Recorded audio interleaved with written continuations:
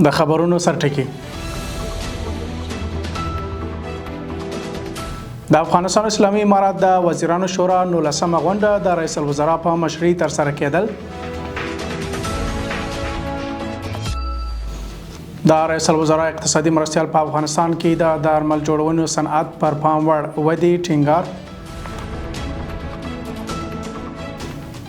او روسیه او چین د دواړو هیوادونو د حاکمیت د ساتنې لپاره د یو بل ملاتړ اعلان.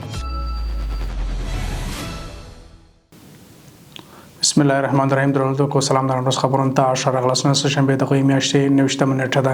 زه نور احمد محمدي مصباح مکړی بشپړ خبرونه ته.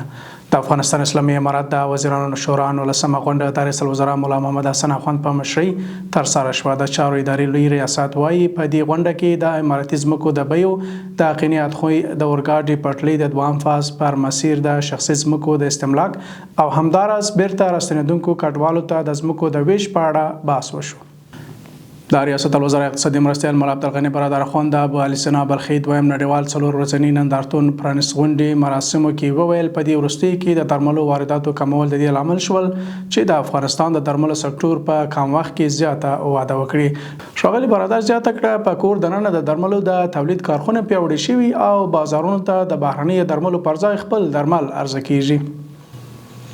د عامه روغتیا وزیر مولوي نور جلال جلالي د پولیو لیګاسي چیلنج له اجرایوي غړو تمویلونکو او د عالی بورډ له رئیسانو سره انلاین لیدنه کړې. عامه روغتیا وزارت وايي په دې لیدنه کې دواړه لوري د افغانستان روغتیايي سیستم د پیاوړتیا او پولیو ناروغي له منځه وړلو لپاره د روانو همکاریو په اړه خبرې کړي. د وزارت په وینا همدارنګه د PLC پلاوی هم له عامه روغتیا وزارت سره د خپل همکاریو پر دوام ټینګار وکړ.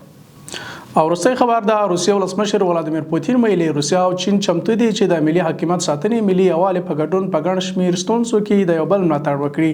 پوتین چین ته له روانېدو وړاندې په یو ویډیو پیغام کې ویلي چې د مسکو او بیجینګ ترمنځ اړیکې د باور او دوه اړخیزې پیژندنې بېسارې کچې ته رسېدلې دي. ټاکل شوی چې ولادیمیر پوتین چین ته د خپل سفر په ترڅ کې سبا چهارشنبه له خپل سیال شي جین پینګ سره په دوه اړخیزو همکاریو خبرې وکړي. ترندو کو دا ودن روز خبرونه لملتیا مننه تر بیا مو الله عمل څه